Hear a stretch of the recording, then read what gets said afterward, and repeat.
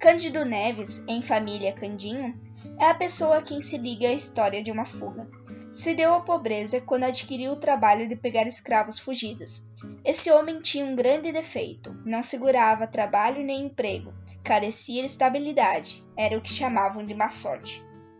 Quando veio a paixão pela moça Clara, não tinha ele mais que dívidas, ainda que poucas, porque morava com um primo, entalhador de ofício. Depois de várias tentativas para obter um emprego, resolveu adotar o ofício do primo, de que, aliás, já tomara algumas lições. Contava 30 anos, Clara 22. Ela era órfã, morava com uma tia, Mônica, e costurava com ela. Não costurava tanto que não namorasse o seu povo, mas os namorados apenas queriam matar o tempo, não tinham outro empenho. O que ela notava é que nenhum deles lhe deixava saudades, nem lhe acendia desejos. Quando a moça viu Cândido Neves, sentiu que este era o possível marido, o marido verdadeiro e único. O casamento fez-se 11 meses depois, e foi a mais bela festa das relações dos noivos. As amigas de Clara, menos por amizade do que por inveja, tentaram arredá-la do passo que ia dar. Não negavam a gentileza do noivo, nem o amor que lhe tinha, nem ainda algumas virtudes. Diziam que era dado em demasia a patuscadas. Pois ainda bem, ao menos não me caso com defunto. Não, defunto não, mas é que... Tia Mônica, depois do casamento, na casa pobre onde eles se foram abrigar, falou-lhes uma vez nos possíveis filhos. Eles queriam um só, embora viesse a agravar a necessidade. Vocês, se tiverem um filho, morrem de fome. Nossa Senhora nos dará de comer. Tia Mônica devia ter-lhes feito advertência ou ameaça, quando ele lhe foi pedir a mão da moça. Mas também ela era amiga de patuscadas, e o casamento seria uma festa como foi. Clara agora costurava mais. Cândido saía a empreitadas de uma coisa a outra, não tinha emprego certo. Nem por isso abriu mão do filho. Um dia, porém, deu sinal de si à criança. Varão ou fêmea, era o fruto abençoado que viria trazer ao casal a suspirada aventura. Tia Mônica ficou desorientada. Cândido e Clara riram dos seus sustos. Deus nos há de ajudar, titia. A notícia correu de vizinha a vizinha. Não houve mais que espreitar a aurora do dia grande. A esposa trabalhava agora mais com vontade, e assim era preciso, uma vez que, além das costuras pagas, tinha que ir fazendo com retalhos o enxoval da criança. Tia Mônica ajudava, é certo, ainda que de má vontade. A natureza ia andando, o feto crescia, até fazer-se pesado à mãe, antes de nascer. Chegou o 8º mês, mês de angústias e necessidades, menos ainda que o 9º, cuja narração dispenso também. Melhor é dizer somente os seus efeitos, não podiam ser mais amargos. Foi na última semana do derradeiro mês que tia Mônica deu ao casal o conselho de levar a criança que nascesse à roda dos rejeitados. Na verdade, não podia haver palavra mais dura de tolerar a 2 jovens pais que espreitavam a criança para beijá-la, guardá-la, vê-la rir, crescer, engordar, pular, enjeitar-se que, enjeitar como. Candinho arregalou os olhos para a tia e acabou dando um murro na mesa de jantar. Titia não fala por mal, Candinho. Por mal? A única coisa no momento que pode ser feita é levar a criança à roda. Como vão criar essa criança se a comida vai faltando? Tinha já insinuado aquela solução, mas era a primeira vez que o fazia com tal franqueza e calor. Maluca. A ternura dos dois foi interrompida por alguém que batia à porta da rua. Quem é? Era o dono da casa, credor de 3 meses de aluguel, que vinha em pessoa ameaçar o inquilino. Este quis que ele entrasse. Vinha receber os aluguéis vencidos, não podia esperar mais. Se dentro de 5 dias não fosse pago, colocaria-o na rua. O inquilino fez uma inclinação de promessa e súplica ao mesmo tempo. O dono da casa não cedeu mais.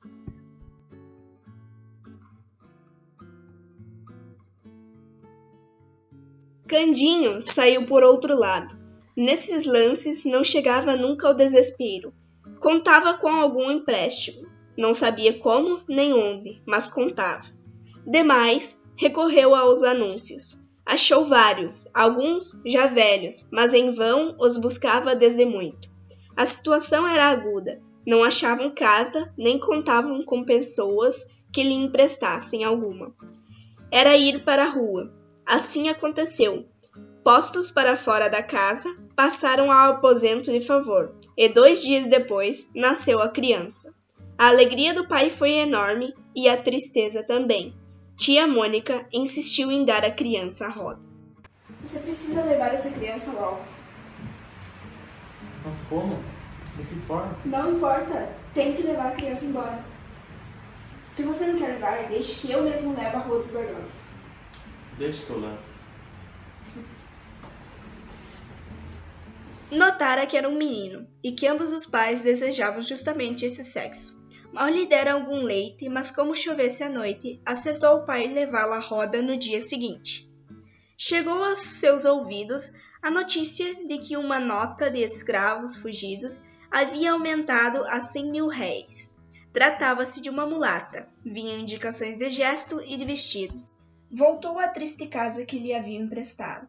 Não estava satisfeito com o acordo feito, mal pôde esconder a dor do espetáculo. Cogitou 1001 modos de ficar com o filho, nenhum prestava. Cândido Neves foi obrigado a cumprir a promessa. Pediu à mulher que desse ao filho o resto do leite que ele beberia da mãe. Assim se fez. O pequeno adormeceu, o pai pegou dele e saiu na direção da Rua dos Bardouros. Mas não sendo a rua infinita ou sequer longa, viria acabá-la. Foi então que lhe ocorreu a ideia de ir até a Rua da Ajuda, para demorar-se mais. Lá, do lado oposto, viu um vulto de mulher. Era a mulata fugida. Sua comoção foi enorme. A poucos passos estava a farmácia, onde bateu a porta e achou o farmacêutico. Pediu-lhe a fineza de guardar a criança por um instante, viria buscá-la sem falta. Cândido Neves não lhe deu tempo de dizer nada. Saiu rápido, atravessou a rua, até o ponto em que pudesse pegar a mulher sem dar alarme. No extremo da rua, quando ela ia descer a de São José, Cândido Neves aproximou dela.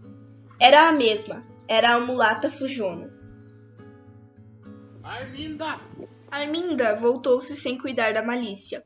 Foi só quando ele, tendo pego uma corda e agarrado seus braços, que ela compreendeu e quis fugir. Era já impossível. Cândido Neves, com as mãos robustas, atava-lhe os pulsos e dizia que andasse. A escrava quis gritar. Parece que chegou a soltar alguma voz mais alta do que o costume, mas entendeu logo que ninguém viria libertá-la. Ao contrário, pediu então que a soltasse, pelo amor de Deus. Arminda ia alegando que o senhor era muito mau e provavelmente a castigaria com açoites, coisa que no estado em que ela estava seria pior de sentir. Com certeza ele lhe mandaria dar açoites. A professora é sua! Quem mandou fazer filho de fugir depois? Chegou enfim, arrastada, desesperada, arqueando. Ainda ali, ajoelhou-se, mas em vão. O senhor estava em casa, acudiu ao chamado e ao rumor. A tia está puxando. É ela mesma. Meu senhor, entra, anda. Arminda caiu no corredor. O senhor dirigiu-se a Cândido, lhe entregando 100.000 réis de gratificação. Este guardou as 2 notas de 50.000 réis no bolso. No chão, onde jazia levada do medo e da dor, e após algum tempo de luta, a escrava abortou. Cândido não sabia que horas eram, quaisquer que fossem, urgia correr à Rua da Ajuda. E foi o que ele fez. Quando lá chegou, viu o farmacêutico sozinho, sem o filho que lhe entregara. Quis esganá-lo. Felizmente, o farmacêutico explicou tudo a tempo. O menino estava lá dentro com a família, e Cândido entrou. O pai recebeu o filho com a mesma fúria com que pegara a escrava fujona de há pouco. Fúria diversa, naturalmente, fúria de amor. Agradeceu depressa e mal saiu às carreiras, não para a roda dos rejeitados, mas para a casa de empréstimo com o filho e os 100.000 réis de gratificação. Tia Mônica o esperava à porta para confirmar que havia entregado a criança. Ouvida a explicação, perdoou a volta do pequeno, uma vez que trazia os 100.000 réis. É verdade, aquela escrava. Cândido Neves, beijando o filho, entre lágrimas verdadeiras, abençoava a fuga e não se lhe dava do aborto. Nem todas as crianças vingam.